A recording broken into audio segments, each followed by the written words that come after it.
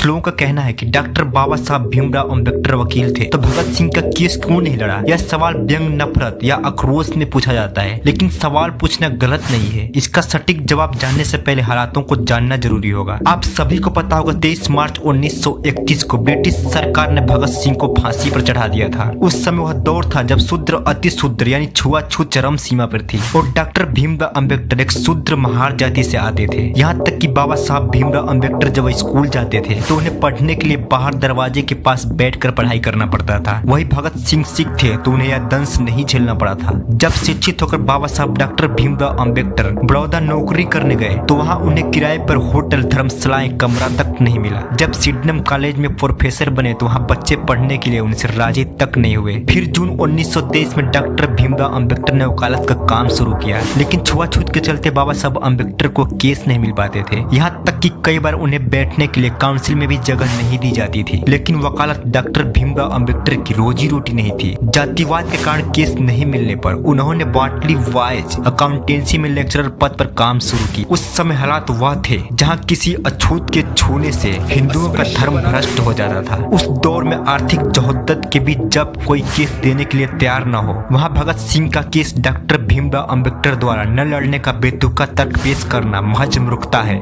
लेकिन वैसे ही भगत सिंह का केस लाहौर में चल रहा था, जबकि बाबा साहब भीमराव अम्बेडकर मुंबई में रहा करते थे। उस समय भगत सिंह के केस का पैरवी माने जाने वकील आसिफ अली कर रहे थे। उस समय वकालत के क्षेत्र में उनका दबदबा था। उन्होंने अपनी जिंदगी में एक भी केस नहीं हारा था, मगर कुछ कूटनीतिक कारण भगत सिंह का केस उन्हें हारना पड़ा था। उस समय भगत सिंह के केस की पैरवी सुप्रसिद्ध वकील आसिफ अली कर रहे थे, जो धर्म से मुसलमान थे। वही अंग्रेजों की तरफ से पैरवी करने वाले हिंदू वकील का नाम सूर्यनारायण शर्मा था। ये वही शर्मा है जो आरएसएस के संगठन गोलवलकर के बहुत अच्छे मित्र थे। याद है कि डॉक्टर बाबा साहब भीमराव अम्बेडकर ने 150 वर्षों की अंग्रेजों की राजनीतिक गुलामी के मुकाबले 2500 वर्ष से भी अधिक सामाजिक गुलामी को नष्ट करने के लिए अपना जीवन न्यौछावर कर दिया। ऐसे में आजादी की लड़ाई को लेकर जहाँ क्रांतिकारियों का नाम गर्व से लिया जाता है, वही सामाजिक आजादी के लिए सर्वश्रेष्ठ स्थान बाबा साहब डॉक्टर भीमराव अम्बेडकर का नाम अभिमान के साथ लिया जाता है।